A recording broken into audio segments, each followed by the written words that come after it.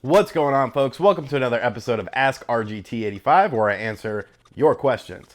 This week's question comes to us from my good friend Woodhawker. If you're not familiar with Wood, he runs a channel called Beat 'em Ups. He's a long-haired Australian, and if I swung that way, good-looking guy. I'll go ahead and say that. But Wood asked me an interesting question. Wood asked me, can the Switch and the 3DS coexist? And I've actually been thinking about that question a lot today because it's a very interesting question.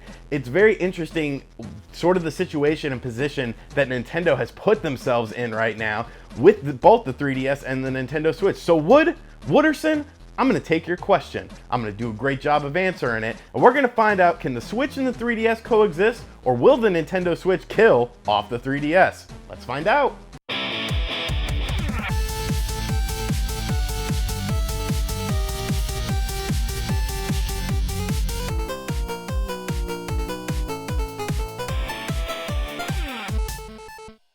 Obviously, there's a lot of variables and a lot of things at play when talking about both the Switch and the 3DS. When the Nintendo Switch was first revealed in that little, preview trailer thing where the guy took it out of the dock or whatever, people were like, oh, wow, it's a hybrid system after all. It's going to play things at home and play things on the go. And we all knew that the Wii U was on its way out. We all knew, no matter what Nintendo said, that the Switch was going to be the successor to the Wii U. But I don't think a lot of people expected the Switch to also be the successor to the 3DS. And so far, that hasn't really necessarily been the case. But now the Switch has been out for 2 weeks at the time of the filming of this video, it's definitely time to start thinking about what the future of the 3DS is and how the Switch plays into that. So let's look at the 3DS for what it is. The 3DS is now a 6-year-old system. And during that time frame, a lot of technology has changed. When you compare cell phones, tablets, computers to 2011 to 2017, it's night and day. There's a huge difference in a technological leap. And this isn't like, back in the day when the Game Boy was out, that huge gap between the Game Boy and the Game Boy Color. Sure, there was revisions to the Game Boy system, but it was still a Game Boy. It still played Game Boy games. It didn't get any more powerful or anything. It was just slimmer, or the screen looked a little bit better, or it had a light on it if you were in Japan. But it wasn't a huge, there wasn't a gap. There wasn't a generational leap between those systems, and technology just didn't move as fast as it does now. Sure, there was competition to the Game Boy, but as far as the actual Game Boy was concerned, it was what it was until the Game Boy Color came out. And when you look at the Nintendo 3DS, when it released in North America, the launch stunk. Like, yes, I got it at midnight that night. I played Super Street Fighter 4 3D Edition all night long because that game was awesome. And that's actually a really interesting game to bring up in this conversation, because when you look at a game like Super Street Fighter 4 3DS, arguably besides Smash Brothers, that's the best fighting game. In my opinion, it's actually a little bit better than Smash Brothers, but I am kind of a Street Fighter fan, so don't hold that against me. But in terms of graphics, in terms of, a polygon count and, environments, that game was really, really good looking. It wasn't as good as the PS3 or the Xbox 360 version, but it looked damn good for what it was. And it even had, an additional mode, which was like an over-the-shoulder mode. And of course, you had the 3D effects.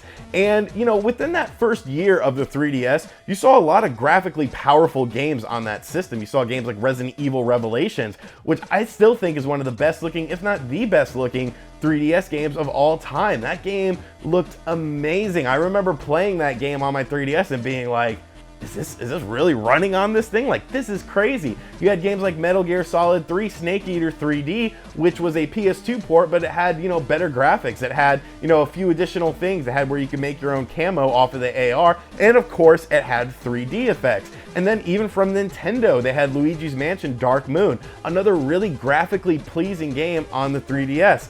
And then if you think about it, you didn't really see much progress beyond that. Like, yeah, there were a ton of great looking games on the 3DS, but were they really any, different than what we saw in that first year and a half in terms of graphics?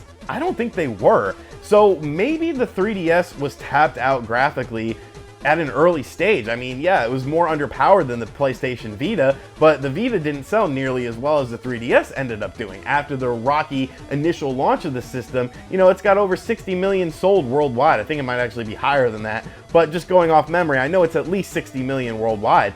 So the 3DS ended up really doing very well. It didn't do as good as the DS, and yeah, sales were lower than the DS, but you also have to remember technology has changed. Like I said earlier, a cell phone when the DS came out in 2005 is completely different than a cell phone in 2011, which is completely different than a cell phone in 2017. Like, technology is moving so fast right now, and it's really crazy that the 3DS even managed to do as well as it did. But aside from games that have been coming out like Dragon Quest 7 and 8, which are, you know, big open sort of RPGs or whatever, I don't think a lot of developers are pushing the 3DS in terms of graphical capability because there's not much left to push. You know, you saw the revamped model with the new 3DS lineup, which had the C-Stick, you know, built into it, and you saw a couple of exclusive games. You had Xenoblade Chronicles on there, which supposedly could not run on a standard 3DS, and Hyrule Warriors, which ran on both versions, but it ran so much better on the new 3DS than it did on the standard 3DS. But even so, I mean, those weren't really huge graphical leaps over what we initially saw. And now you have the Switch. The Switch is both a home console and a portable device. You can bring it anywhere with you. And people are saying, oh, well, it's not really portable because the battery sucks. I brought it to work the other day and played it for about 4 hours and on a lower, you know, brightness setting, and I still had plenty of battery left. So I can't really recall a situation, except for maybe when I'm on a train, you know, going somewhere, that I play it for longer than 4 hours. But even then, I have a plug right by my seat, so I can just plug it in and, you know, get a charge. So I think the portability aspect of the Switch is very important. And that's what really plays into the death of the 3DS. Because if you have a system that, you know, should be your primary focus, it's very hot right now, it's selling out, you're having to double your production output for the fiscal year, you've already sold 1.5 million, probably closer to 2 million by now in the month of March, and that's what you plan to sell for the whole month. And, you know, we're not even, you know, roughly halfway, a little bit halfway beyond March. Your system is doing really well. People are really interested in it. You're starting to get a lot of people turning their heads looking at the system. Are people doing that with the 3DS? No, it's been around forever. Everyone who pretty much wants a 3DS has a 3DS, or has a 2DS, or has a new 3DS, or has a new 3DS XL. Like, I just don't think that there's really a substantial market for it. And when you look at upcoming releases for the 3DS, how many of them are actually from Nintendo? You have a lot of stuff coming from third-party developers, but you don't really have much for Nintendo. Granted, that could change at E3 2017. You could end up seeing a resurgence of the 3DS like we saw last year, but really all you're starting to see are Wii U ports, which is actually really interesting. I guess Nintendo doesn't want to cloud the Nintendo Switch with Wii U ports, so they do it on the 3DS to sort of recoup some of that money. A game like Super Mario Maker, a game like Yoshi's Woolly World, both of which were ported to the new 3DS, or the 3DS in general, because that's additional sales. The Wii U sold like crap, everyone knows that. So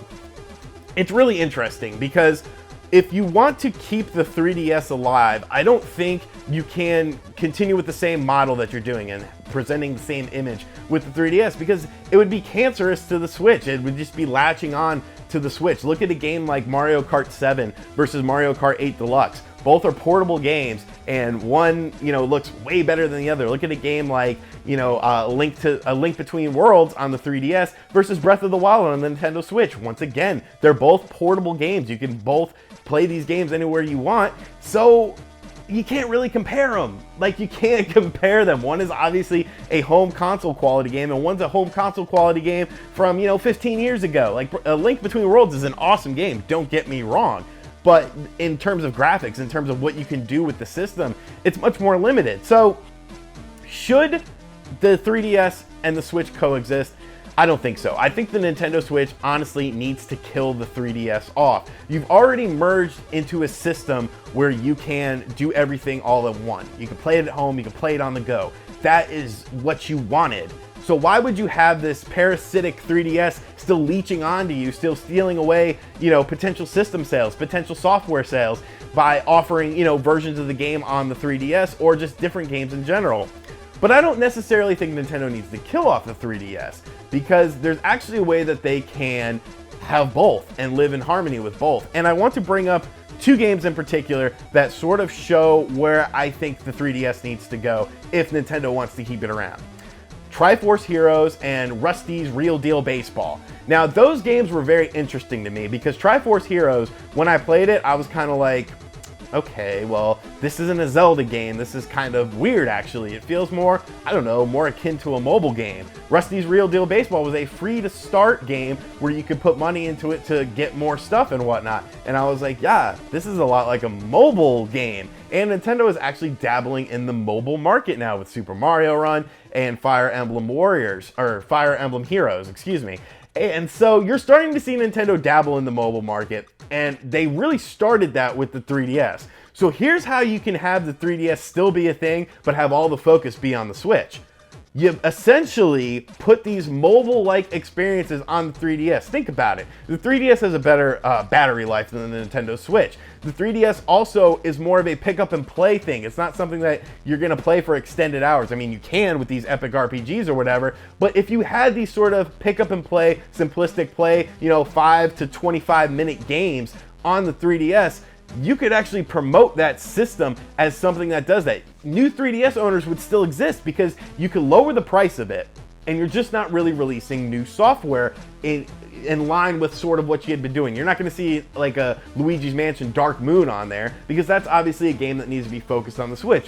But a 3DS owner, a new 3DS owner, can still play that on their 3DS. But your primary focus needs to be more on these pick up and play sort of games, on these easier free to play or, budget priced games that still offer a good experience, but it's much more of a minute thing. It's much more of a, like I said, pick up and play experience. And that way you could still market the 3DS. You could still have the 3DS be a thing in Japan because the Japanese people like the 3DS. That's a very popular system there. Street Pass and the portability of the system. Arguably, it's pretty obvious the 3DS is much more portable than the Nintendo Switch. I actually didn't take my Nintendo Switch out of the house until I got a case for it because it's a $300 system. It's a lot of technology in there. I wanted to make sure I could protect it. With the 3DS, it has that clamshell design. You stick it in your pocket, you're good to go.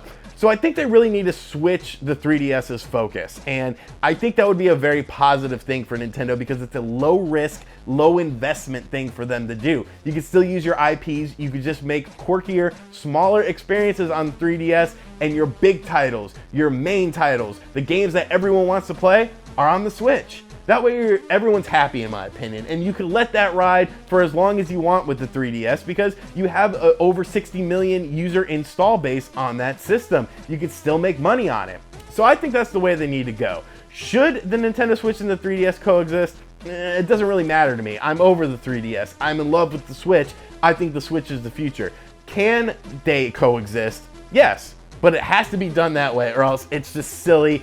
And if they're not going to do it that way, then yes, the Switch should kill off the 3DS because there's no point in wasting time and resources on these bigger budget games for the 3DS when they would be so much better graphically, so much better in terms of features on the Nintendo Switch. Let me know what you think of this topic in the comments section down below. Give me your 2 cents. I love to hear what you guys have to say about it. And thank you for watching this video. Make sure you hit that like button, subscribe if you're new here, check out other videos on the channel. If you really like my face, check out my Patreon page. I'll catch you guys next time. Later.